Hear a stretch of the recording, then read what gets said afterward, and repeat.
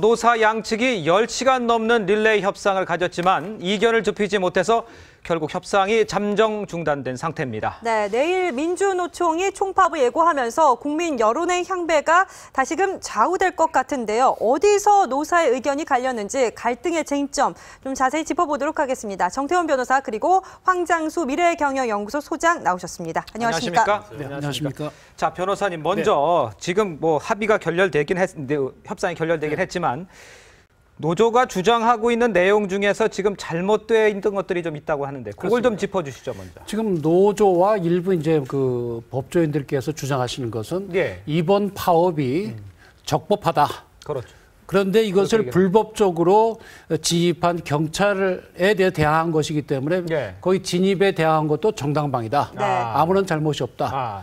따라서 이런 행위에 대해서 업무방해죄를 적용해서 처벌하는 것은 우선 대법원 판례에도 어긋난다. 또 뭐 2009년에도 그다음에 2009년도 파업 시에도 법원이 다 무죄를 했는데 왜 또 무죄가 날 것을 애꿎은 사람을 이렇게 체포영장을 발부하느냐. 잘못됐다. 그렇게 주장하고 있죠. 이렇게 일부 이제 변호사님들하고 또 노조에 주장하거든요. 근데 이거는 법률적으로 전혀 틀린 이야기입니다. 그렇습니까? 예. 먼저 이것이 이제 일반적으로 우리 파업이라는 건 헌법에 보장된 권리입니다. 적법한 파업은 단체 행동권이 있죠. 노사 간에 서로 의견이 다를 때는 파업을 할 수 있는 거거든요. 그렇죠. 근데 파업을 하려면 노동관련 법령도 지켜야 되고 또 특히 이제 2011년도 3월 달에 나온 대법원 판결이 있습니다. 이걸 가지고 이제 해석을 자기들 마음대로 해석하는데 여기에 따르면 파업이 언제나 업무방해죄에 해당되는 건 아니고 예측할 수 없는 시기에 전격적으로 이루어져서 막대한 손해를 끼치는 등 사용자의 사업 개선에 관한 자유의사가 제압 혼란될 수 있다고 평가될 수 있는 경우에는 업무방해죄에 해당된다. 조금 법률적으로 어려운 얘기인데 쉽게 얘기해서 사용자가 무슨 자기가 내고할 수 있는 그런 거에 대해서 파업을 하면 그건 괜찮죠. 뭐 임금 올려달라든지 근로시간을 줄이라든지 그게 아니고 사용자가 어떻게 할 수 있는 딴 걸 가지고 주장하고 그럴 때는 정책이랑 이런 거에 대해서는 그렇죠. 차기 대통령을 누구로 결정하자. 예를 들어서 그건 권한이 없잖아요. 그런 거에 대해서는 이거는 불법이라고 보고 대법원 2011년도 판결도 그래서 이 경우도 이번 사건도 불법이라고 보고 있는 겁니다. 따라서 파업이 불법이기 때문에 업무방해죄, 체포영장 나오고 그러는 거거든요. 그래서 이게 잘못됐고 그다음에 2009년도에 파업한 거에 대해서 무죄가 다 나왔다는데 그렇지 않습니다. 그렇지 않습니까? 지금 예를 들어서 거기 노조위원장 김기태 씨 등은 징역 2년에 집행유예 3년을 받았고 간부들도 징역 1년 내지 1년 6월에 집행유예 2년을 받았습니다.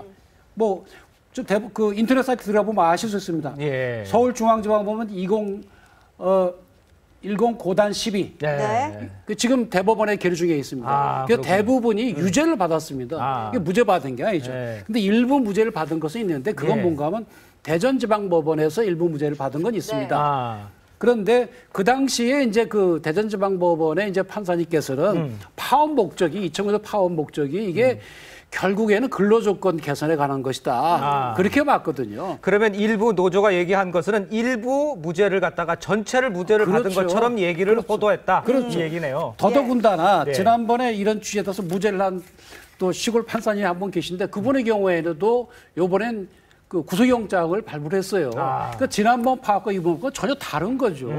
지난번 파업에 일부 무죄 났다고 해서 다 무죄가 나는데 왜 애꿎은 사람을 체포하고 구속하느냐. 그건 사실하고 전혀 다른 이야기예요. 변호사님 근데 오늘 9시쯤에 최연의 코레일 사장이 이제 최후 통첩을 했잖아요. 오늘 12시까지 안 들어오면은 뭐 최후 통첩, 대체 인력에 대해서 뭐 추가 인력 공고도 계속 내겠다 이런 식으로 나오고 있는데 이 최후 통첩이라는 게 어떤 법적으로 효력을 가질 수 있습니까? 내가 너희에게 뭔가 기회를 줬는데 또 응하지 않는다. 이렇게 되면 뭐 해고 이런 게 법적으로 최후 통첩이라는 법률적인 개념은 없는데요. 다만 지금 이 파업 자체가 코레일 사장이 뭐 어떻게 할 수 있는 게 없잖아요.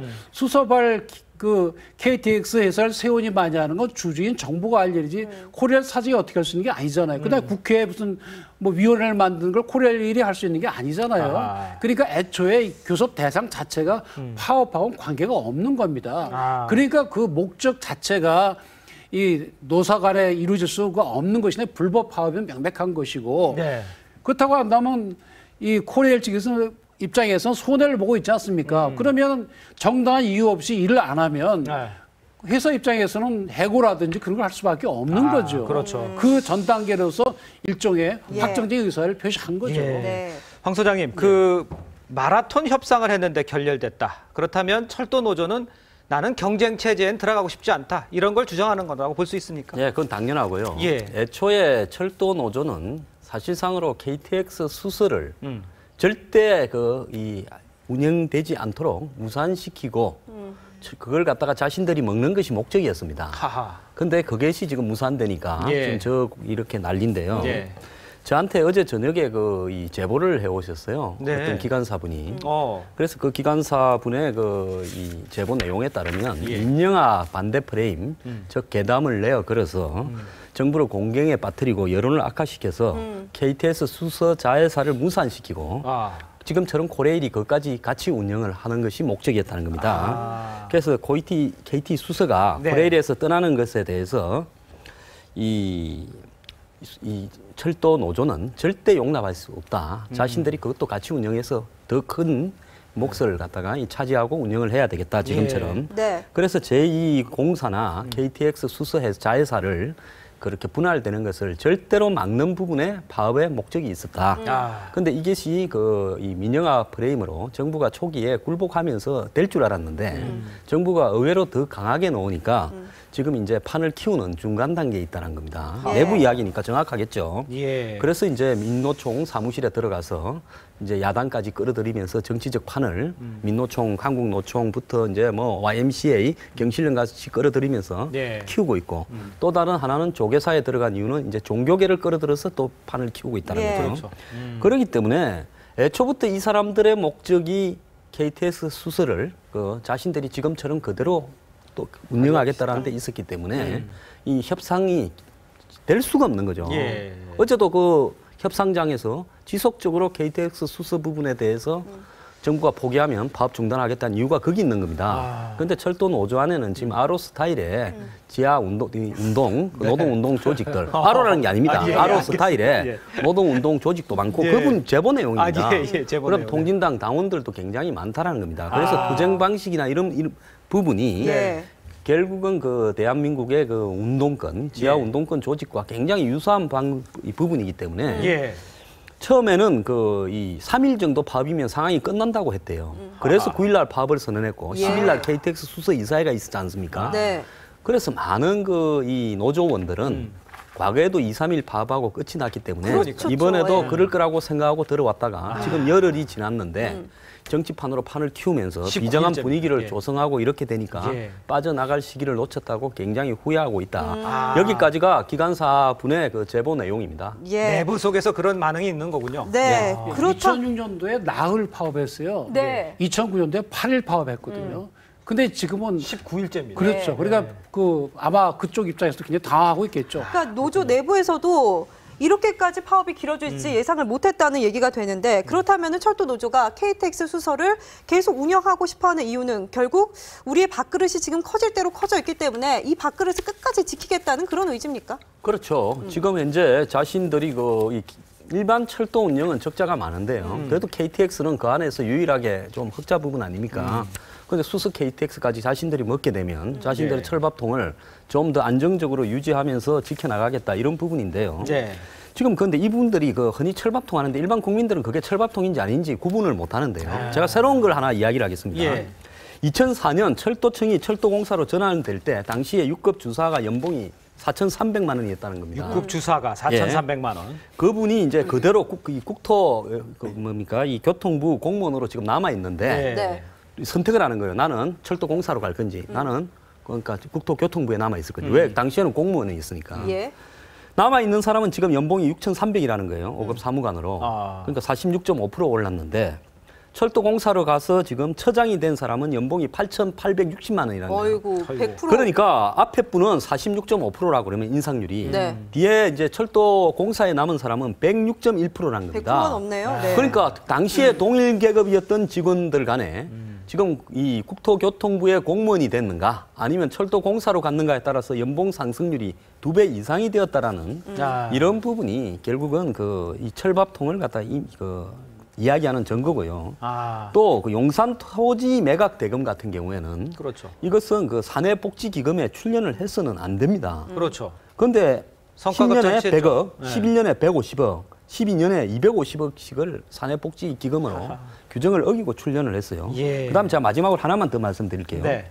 철도공사의 직급별 정현원 승진 현황인데 2013년 기준으로 상급이 6,809명인데 정원이요. 네.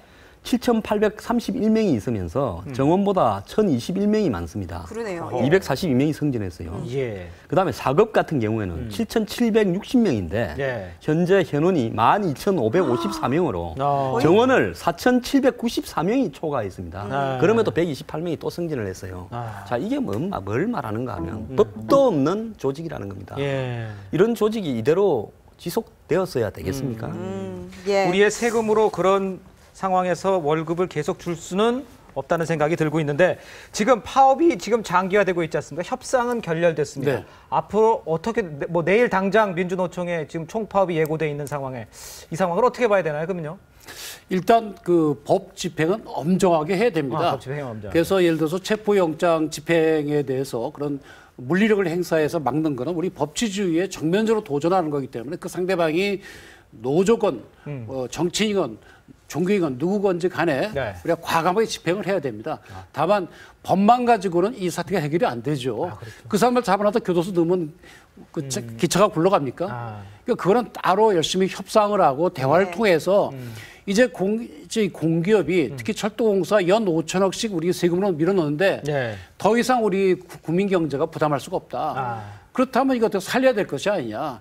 그러면 노조도 양보할 건 양보를 해라. 네. 또 신문 불안이 있으면 우리 앞으로 우리 국민 경제가 허용하는 한도에서는 당신들에 대한 복지도 최소한 더 신경을 써주겠다는 네. 그런 끊임없는 협의를 해야죠. 네. 그런데 무조건 지금 그 황 소장님 말씀하신 대로 우리는 현재 있는 그대로 갈래. 그럼 매년 5천원씩 내놓으라 이 말입니까? 아하, 그렇죠. 그게 있을 수가 없지 않습니까? 부채는 자꾸 늘어가고. 예. 그러니까 이 문제가 사실상 문제는 공기업의 방망 경영이었는데 그렇죠. 어느새 노조가 만들어낸 이 민영화 민영화 프레임에 프레임. 갇혀버린 거예요. 그래서 처음에는 정부가 민영화가 아니다 이렇게 좀 방어적인 자세를 취하더니 이제는 철도를 경영체제로 경쟁체제로 조금 바꿔야 된다 이러면서 공격적으로 나가고 있거든요. 이제 정부도 방어적인 자세에서 공격적으로 좀 바뀌겠다 이런 겁니까?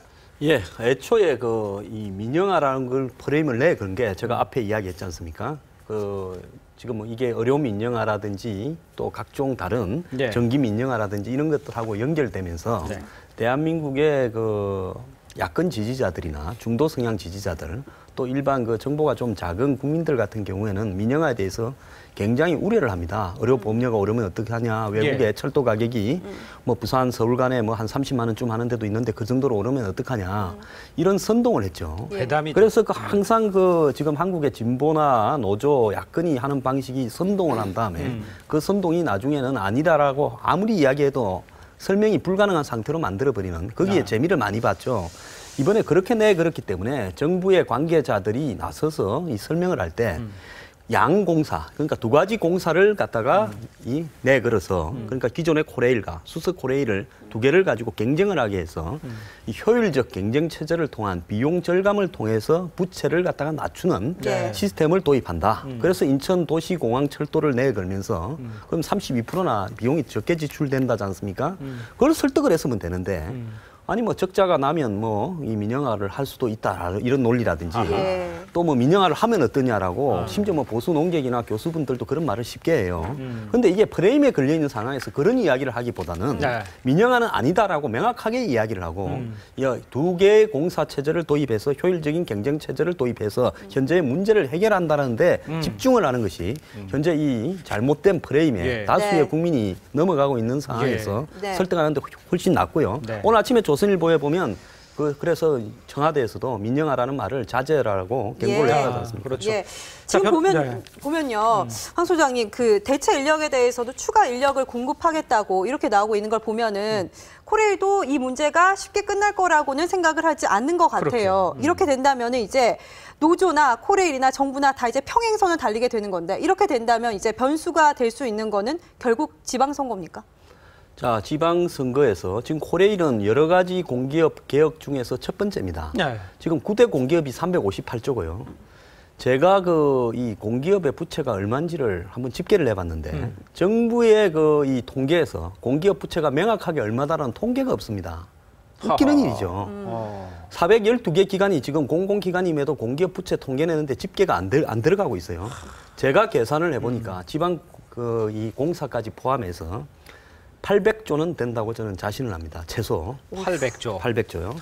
자, 지금 현재 이 국민들의 은행에 대한 그 부채가 1000조 아닙니까?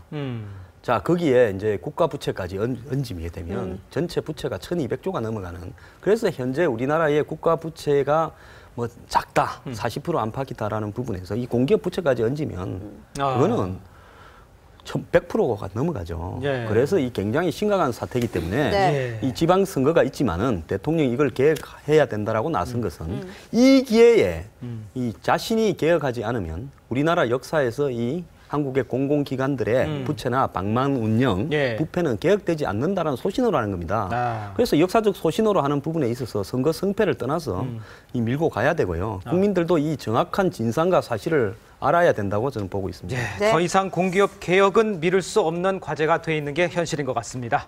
네, 이상으로 여기까지 말씀을 나눠보도록 하겠습니다. 오늘 말씀 감사합니다. 고맙습니다. 네, 고맙습니다. 감사합니다.